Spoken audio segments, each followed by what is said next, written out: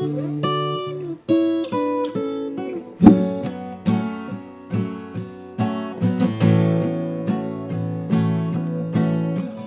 are flowing out like endless rain into a paper cup.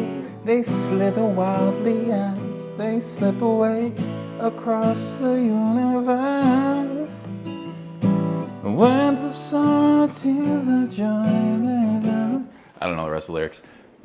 Little Beatles for you. Didn't play John Mayer today. Sup?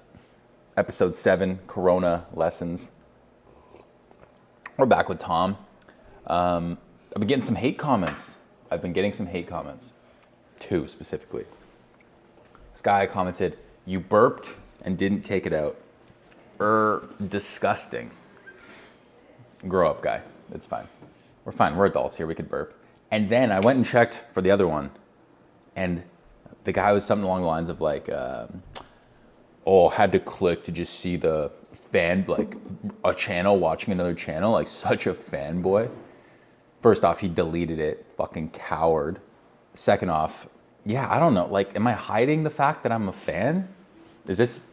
No, I don't really like Tom. I just wanted to watch him. So, also grow up. Grow up to you as well, sir. Both of you. Sit in the corner. Time out. Okay, this one's 11 minutes. And Tom's got the acoustic out. I got the acoustic out. Playing a little,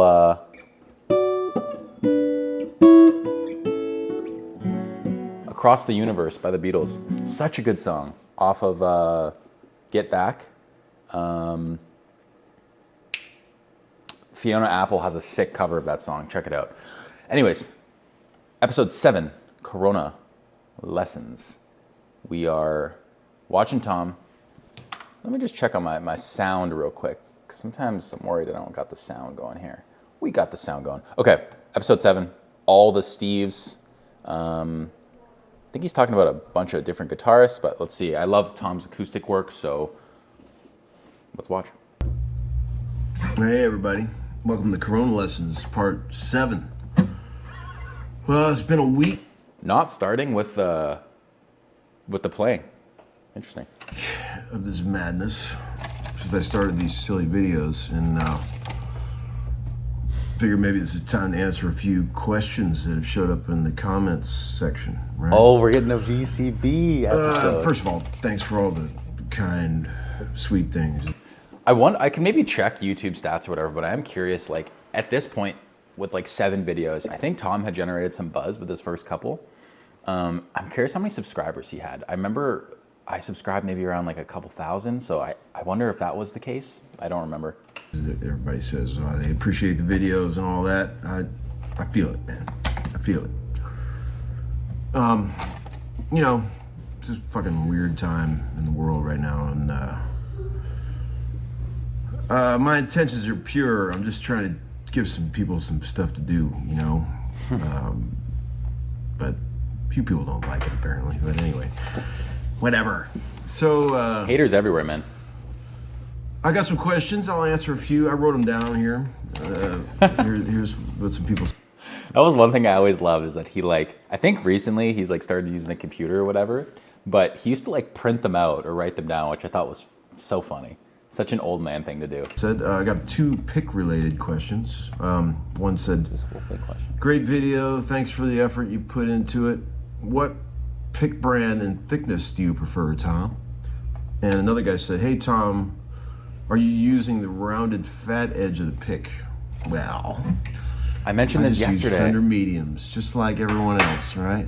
I mentioned that yesterday. He's the one that showed me this rounded Old side. school.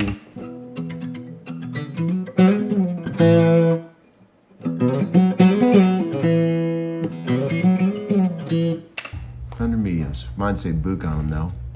That's sick. You know. Of course they do. And yeah, I use the pointed edge for a hard sound, and I use the shoulder for a big fat bluegrass tone. It's amazing how many people don't realize the difference that this makes in the tone when you flip. It's a tone control.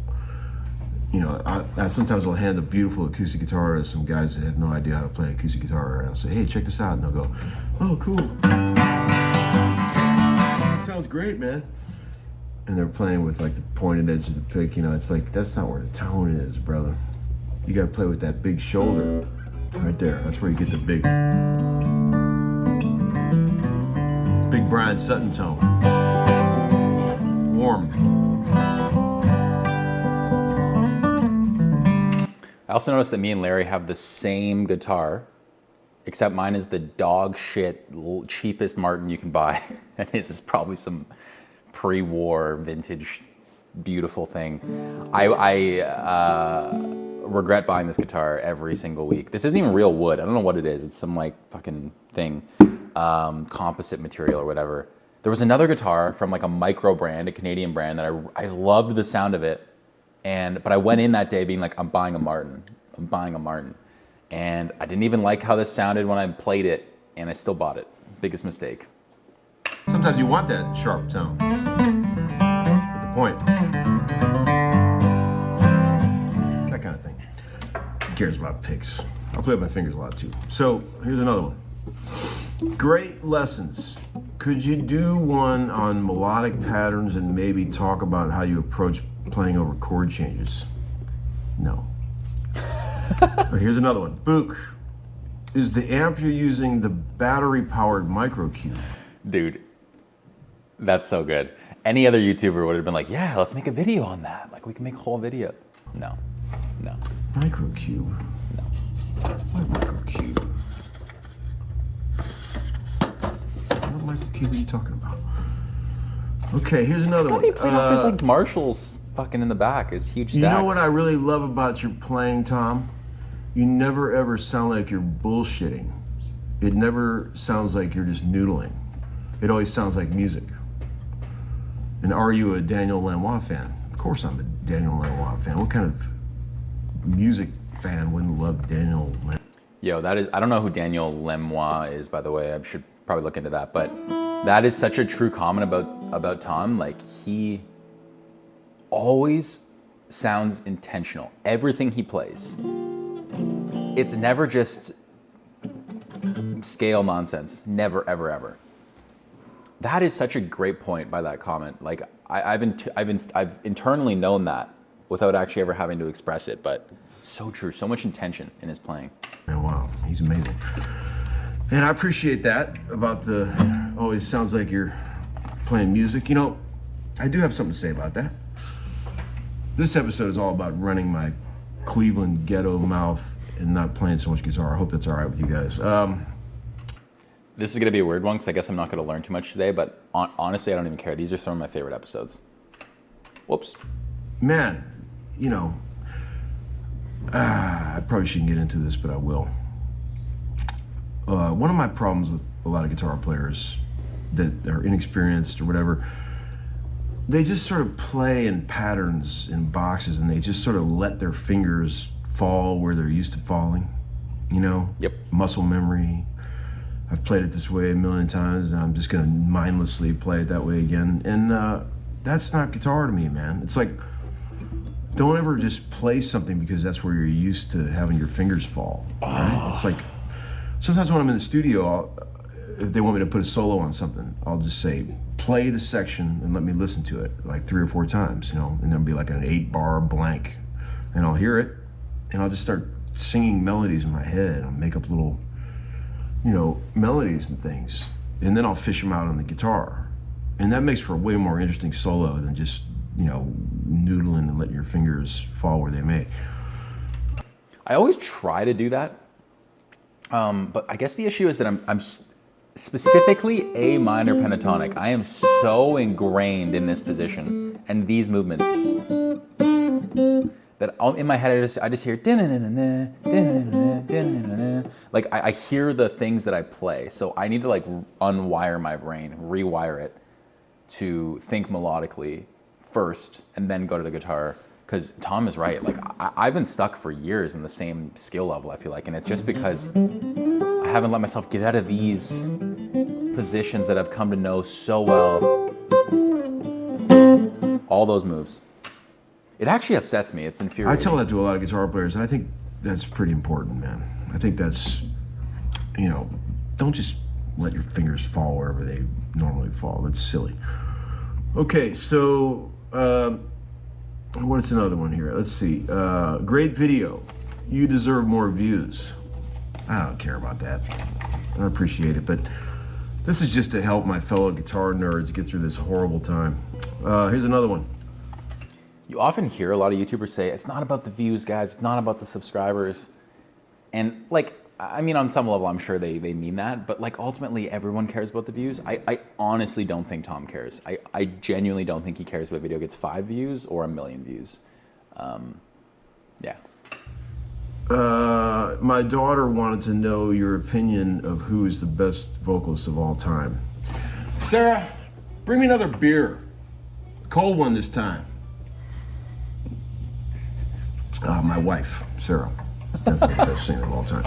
Okay, now, there's one more. There's a video coming up with them too. I think it's episode 9. They cover that Genesis song, Ripples. Yeah, you look bored. Or was that drunk? Stick to your drinking and forget the videos. Well, I apologize if the content of my videos doesn't align with your strict beliefs about life, but Dude. I apologize like hell about that. Anyway, all right. You have to be out of your mind to say that to Tom. You have to be out of your mind. I'm sorry. People are insane. I wonder if people just comment stuff to get clicks, to get likes, because that's wild to say that to Tom. I'm not even fanboying. Like it's not even like he's asking of anything. Like, what could you be mad at him for? It's not like he's bad at guitar. So now, here's the thing. If you want to be a great guitar player, you got a big leg up if your name is Steve. Think about how many amazing guitar players were named Steve. I mean, there's a ton of them. I did a thing about Steve Gaines the other day, and that, you know, there's like 1 million great Steves. But I'm going to talk about 4 Steves that were a huge influence on me personally, okay? All the Steves, right? I'm going to start with this guy, because this guy basically, who I credit as my biggest influence, Steve Howe. Buy this record, please. Yes, Fragile, 1972, and just listen to it. He was incredible. I mean, what other guitar player bridged so many different styles into one piece of music? I mean, the guy would go from raging rock and roll to total Wes Montgomery to Travis picking on an acoustic, all in the same song. I mean, classical.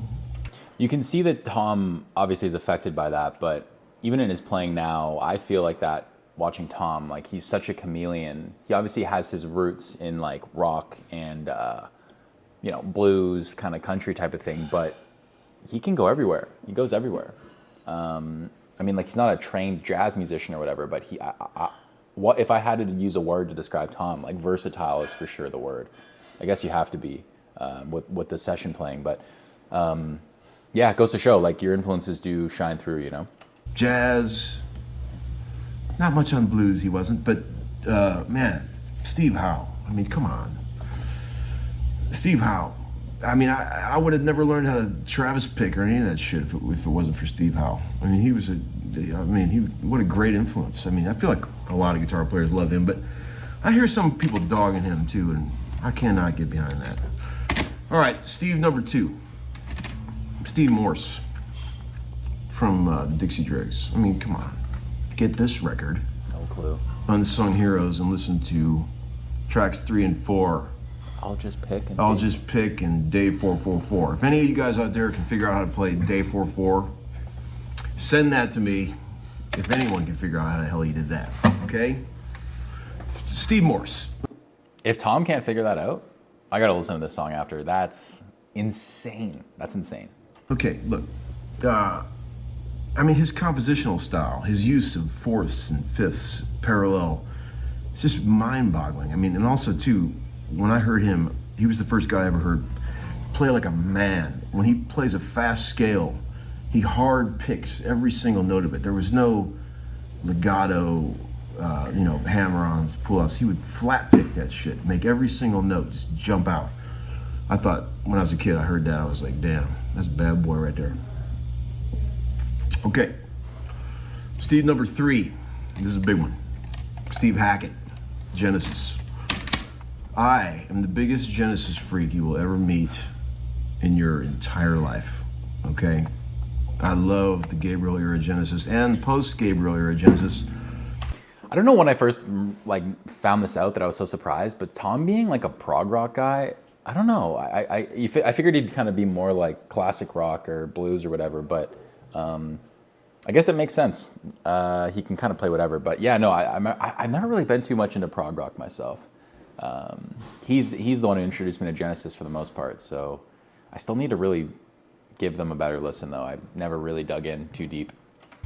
I've read every book, watched every single documentary you could ever watch about Genesis, and one thing that stuck with me was that Peter Gabriel said when he was looking for a guitar player for the original Genesis, he said he saw all these guys that were playing Flash, but he liked Steve because Steve played Atmospheres. Man, how cool is that? And he does play Atmospheres. There's a, sorry to pause again. There was just, I think there's a Guitar Moves episode with Albert Hammond Jr., like the guy from The Strokes. And apparently The Strokes were looking for their guitarist, and that was the last position they were trying to fill. And I think he said the reason Julian, like Casablancas, picked him was because he could just play downstrokes on beat.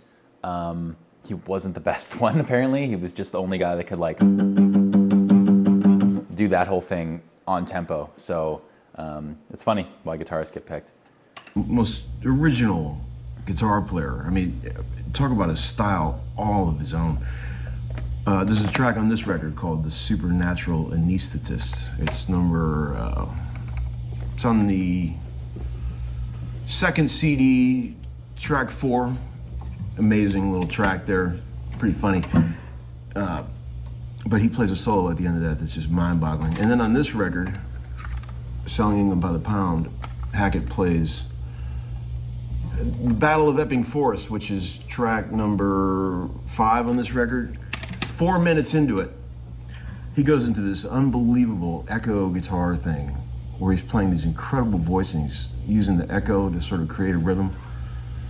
Man, when I heard that, I was blown away. Okay, so 4th Steve Hunter. I don't know any of these Totally underrated guitar player. I mean, because there's also Steve Lukather, there's Steve Vai. Those are the only 2 Steves I know. the first Gabriel solo album, Peter Gabriel solo album, the one with the rain on the car, Salisbury Hill, that's Steve Hunter. He wrote that riff, played that acoustic guitar bit, played a bunch of amazing stuff on other Gabriel solo albums. He played with Lou Reed, played with, Alice Cooper. He played the ghost guitar on a lot of old Aerosmith that no one really knows who played what part, but you can bet Steve Hunter played a good bit of that. Man, I met him a time or two. Sweet, sweet guy, and just a totally underrated guitar player. Steve Hunter, man. Bad, bad boy. That's the thing too about Tom, we're almost at the end here, but I always wonder who he's met. Like he just mentioned in passing, oh, I met him once. Tom has probably met like all my favorite musicians that are kind of currently kicking it, as in alive, which is so cool. Awesome. All right, I've yacked on enough. Sorry this is so long. Hang in there, everybody. We're gonna get through this. We got through it, Tom. We got through it. Cool. Look, he didn't even play a single note. I love that he held the guitar there, though.